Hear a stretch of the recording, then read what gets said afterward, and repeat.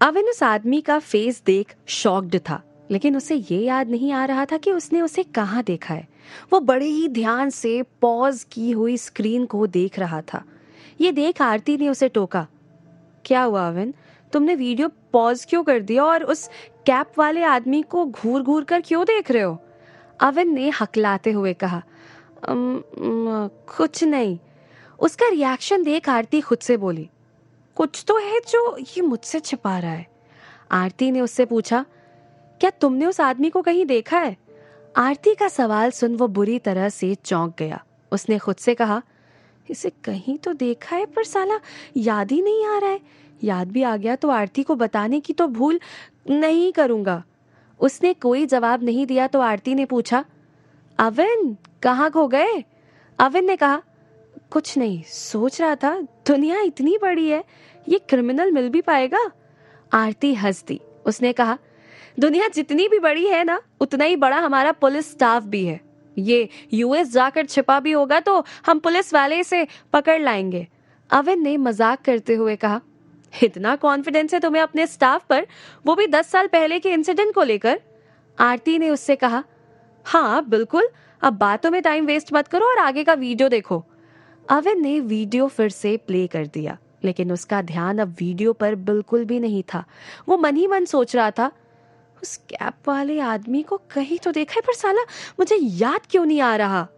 तभी आरती ने एक्साइटेड हो अविन से कहा, अविन आई एम श्योर मैं अब इस केस की मिस्ट्री सॉल्व कर लूंगी। तुम जिस भी किसी केस में मेरी हेल्प करते हो तो वो सॉल्व हो ही जाता है, जैसे वो पप्पू पोटली और भावेश भंडारी वाला केस।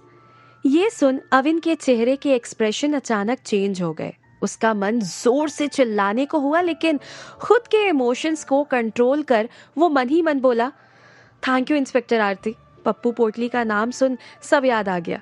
ये वही आदमी है जिसे मैंने मेमोरियल हॉस्पिटल में वॉलेट से निकले फोटोग्राफ्स में देखा था। तभी इंस्पेक्टर आरती स्क्रीन पर कुछ देख बोली, हाइट 5 फीट, फेयर स्किन और एज कोई 30 के आसपास होगी इस आदमी की। ये सुन अविन ने रिएक्ट किया, एग्जैक्टली। आरती ने अविन का रिएक्शन देख कहा, तुम्हें डिटेक्टिव बनना चाहिए था, बहुत ही शार्प नजर है तुम्हारी। अविन खुद से बोला, स्कूल टीचर होकर भी डिटेक्टिव का काम कर रहा हूँ, वो क्या कुछ कम है? इंस्पेक्टर आरती, अब तो मुझे पूरा यकीन हो गया है कि ये वही आदमी है जिसका फोटो मैंने रिया के डैड और वान्या के फोटोग्राफ्स के साथ देखा था। भावेश भंडारी का फोटो भी तो था उसमें। आरती काफी देर से उसके चेहरे के एक्सप्रेशन नोटिस कर रही थी। उसने अविन से पूछा, क्या सोच रहे हो अविन? अविन ने कहा, कुछ नहीं, मुझे एक जरूरी काम याद आ गया, अभी के अभी घर जाना पड़ेगा। आरती ने ये सुन कहा, अजीब आदमी हो यार तुम, कोई भी काम पूरा नहीं करते हो। कम से कम अब मुझे ये वीडियो तो पूरा देख लेने दो। इस पर अविन ने कहा, तुम आराम से यहाँ बैठ के वीडियो देखो, मैं अब यहाँ और नहीं रुक सकता। वो अपनी जगह से खड़ा हो गया। आरती ने उससे कहा, ठीक है, इसे पूरा देखने के बाद मैं ये सीडी अपने साथ ही ले जाऊंगी, this is very important evidence. Avin ने कहा, एज यू विश, लेकिन प्लीज मुझे मीडिया वालों से दूर ही रखना। इस पर आरती हंसती। उसने कहा, ठीक है, पर देखना एक न एक दिन तुम मीडिया वालों की नजर में आ ही जाओगे, तब की तब देखी जाएगी। ये बोलते हुए उसने दरवाजा खोल दिया। तभी आरती ने उसे टोका, नीचे पेमेंट करके जाना रेसाई साहब।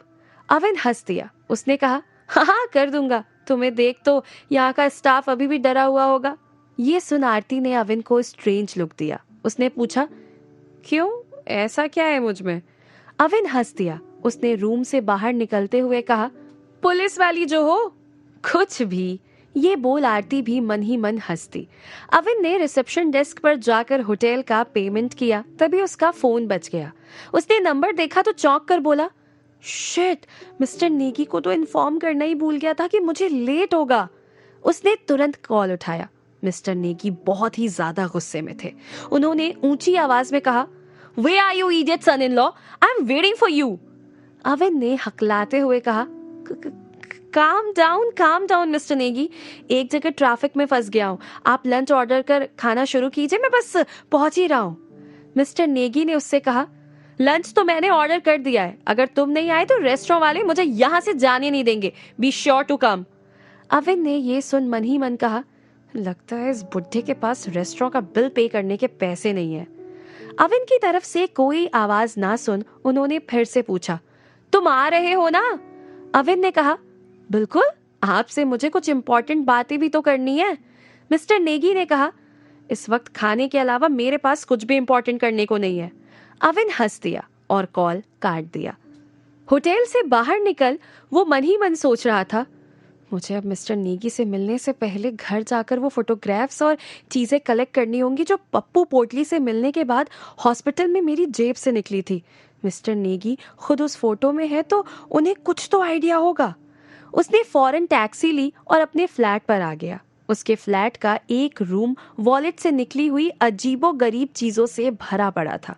उसने उनमें से वो चारों फोटोग्राफ और सोने की कटोरियां और सिल्वर प्लेट अपने बैग में रख ली।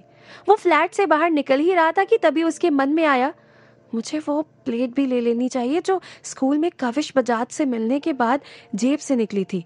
शायद वो भी इन चीजों से कनेक्टेड हो। सब कुछ एक जैसा ही तो है। और फिर उसने वो प्लेट भी अपने बैग में डाल ली। बाइक की चाबी ले वो फ्लैट से बाहर आ गया। इतने में मिस्टर नेगी का फिर से कॉल आ गया। अविन ये देख इरिटेट हो गया। वो बड़बड़ाया, रिया कैसे टॉलरेट कर लेती है इस बुढ़े मैन को? He is too much irritating. Avin ने कॉल कनेक्ट की और कहा, मिस्टर नेगी बस पहुंच ही रहा हूं। मिस्टर नेगी ने उसे कहा, मैंने लंच कर लिया है, डेजर्ट के लिए मैं तुम्हारा वेट कर रहा हूं, कम फास्ट मैन। अविन मन ही मन बोला, यहाँ किसी की जान पर बनाई है और इसे खाने की पड़ी है। फिर उसने हंसते हुए कहा, बस 10 मिनट में पहुंच ही रहा हूं।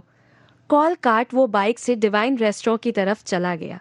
डिवाइन रेस्टोरेंट में मिस्टर नेगी अविन के आने का बेसब्री से इंतजार कर रहे थे। इसी बीच वो 2 बार आइसक्रीम ऑर्डर कर चुके थे और तीसरी बार फिर से आइसक्रीम ऑर्डर करने जा ही रहे थे कि तभी वहां अविन आ गया। उसने टेबल पर रखे आइसक्रीम के खाली कप्स देखे तो चौंक कर मिस्टर नेगी से पूछा, तो आपने डेजर्ट भी ऑर्डर कर खा लिया?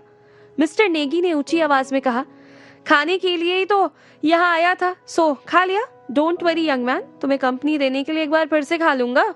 ये सुन अविन मन ही मन बोला, रिया से शादी कर इस मुसीबत को भी लाइफ टाइम झेलना पड़ेगा। वो मिस्टर नेगी के सामने बैठ गया। उसने बैग से एक फोटो निकाली और मिस्टर नेगी के सामने टेबल पर रख दी। मिस्टर नेगी ने उसे देख उससे पूछा, ये क्या है? मेरा फोटो तुम्हारे पास कैसे आया? अविन ने कहा, इट डजंट मैटर, इसे आप ध्यान से देखो। Do you remember when it was taken? Mister Negi ने वो फोटो उठाया। उसे ध्यान से देखने के बाद उन्होंने कहा, ऑफ कोर्स आई रिमेम्बर, ये फोटो लगभग 1.5 साल पहले की है। अविन ने रिएक्ट किया, रियली? तब तो आपको ये भी याद होगा कि ये फोटो कहाँ ली थी? मिस्टर नेगी ने कुछ याद कर कहा, 1.5 साल पहले मैं चेन्नई अपने एक फ्रेंड के साथ घूमने गया था। लगता है ये फोटो ट्रिडेंट होटल में किसी ने खींची है, लेकिन ये तुम्हारे पास कैसे आई? अविन ये सुन मन ही मन बोला, चेन्नई, होटल ट्रिडेंट, ये प्रॉब्लम तो सॉल्व होने की जगह और कॉम्प्लेक्स होती जा रही है। मिस्टर नेगी ने कहा, तुम मेरा ही फोटो मुझे क्यों दिखा रहे हो? चलो अब जल्दी से आइसक्रीम ऑर्डर करो। अविन ने वेटर को बोला आइसक्रीम ऑर्डर कर दी। फिर उसने मिस्टर नेगी से पूछा, इस फोटो में किसी और को पहचानते हो आप? मिस्टर नेगी ने वो फोटो और ज्यादा ध्यान से देखी। उन्होंने अविन से पूछा, तुम मेरे साथ कोई पहेली पहेली खेल रहे हो क्या? मैं नहीं जानता ये आदमी कौन है। अविन ने कहा, ध्यान से देखिए जरा, शायद आप इसे होटल ट्रिडेंट में मिले हो। मिस्टर नेगी ने वो फोटो बड़े ध्यान से देखी। उन्होंने अविन से कहा, कैप पहना हुआ ये आदमी होटल की लॉबी में उस वक्त प्रेजेंट होगा, लेकिन मुझे याद नहीं कि मैंने उसे देखा हो। ये सुन अविन खुद से बोला, इसे काम की बात तो याद ही नहीं है, खाने की बात होती तो याद रखता, रिया का ये खड़ूस बाप। तभी वहां वेटर आइसक्रीम लेकर आ गया। मिस्टर नेगी ने फुर्ती से बाउल हाथ में ले लिया और अविन को देखा। उन्होंने उससे कहा, तुम भी खाओ, बहुत बढ़िया आइसक्रीम है। अविन ने भी बाउल हाथ में लेकर टेबल पर रख दिया। फिर उसने बैग से वान्या की फोटो निकाली और उसे मिस्टर नेगी को दिखाया। उसने उनसे पूछा, इस लड़की को पहचानते हैं आप? मिस्टर नेगी ने इरिटेट हो कहा, ये क्या बकवास है सन इन लॉ, मैं किसी को नहीं जानता। अविन ने जोर देकर कहा, इस फोटो का बैकग्राउंड बिल्कुल आप वाले फोटो जैसा ही है, शायद आपने चेन्नई में इस लड़की को देखा हो। मिस्टर नेगी ने वान्या का फोटो हाथ में लिया। उन्होंने अविन से पूछा, कौन है ये लड़की? अविन ने कहा, मेरी स्टूडेंट है, she is in danger, please आप याद कीजिए ना, आपने तो इसे देखा ही होगा। मिस्टर नेगी ने वान्या का फोटो ध्यान से देखा और फिर अविन से कहा, मुझे कुछ याद आ रहा है, in that hotel someone went missing. Avin चौंक गया। उसने पूछा, व्हाट डू यू मीन, कौन हुआ था मिसिंग? मिस्टर नेगी ने कहा, उस होटल में मेरे बगल वाले रूम में एक कपल था। The first night the room was quite noisy, लेकिन बाद में इन 2 दिनों तक रूम से कोई आवाज नहीं आई। फिर होटल स्टाफ ने पता करने के लिए दरवाजा तोड़ दिया। अविन ने रिएक्ट किया, स्ट्रेंज, इसका मतलब ये वान्या वहां थी, वहां भी इसने कोई गड़बड़ की थी। मिस्टर नेगी अब तक आइसक्रीम का बाउल खाली कर चुके थे। उन्होंने अविन की तरफ देखा और उससे कहा, तुम्हारी आइसक्रीम पिघल रही है, तुम्हें नहीं खाना तो लाओ मैं खा लेता हूँ। अविन हंस दिया और आइसक्रीम मिस्टर नेगी को दे दी। मिस्टर नेगी मजे लेकर आइसक्रीम खाने लगे। अविन ने वो फोटोग्राफ्स वापस बैग में रख लिए। वो मन ही मन सोच रहा था, अजीब कनेक्शन है, चेन्नई के उस होटल में मिस्टर नेगी, वान्या, होटल मित्तल के रिकॉर्डिंग में दिखाई देने वाला वो आदमी और सीडी बॉस सब एक ही दिन मौजूद थे। मतलब मिस्टर नेगी और वान्या को मारने की साजिश बहुत पहले ही से ही चल रही है। तभी अविन ने बैग से सोने की कटोरियां और सिल्वर प्लेट निकालकर टेबल पर रख दी। ये देख मिस्टर नेगी बुरी तरह से चौंक गए। उन्होंने कहा, ये तो सन ऑफ एक्सचेंज का प्रूफ है, तुम्हें कहां से मिला ये सब? क्या है सन ऑफ एक्सचेंज? क्या जानते हैं रिया के डैड उसके बारे में? क्या अविन ये मिस्ट्री सॉल्व कर पाएगा?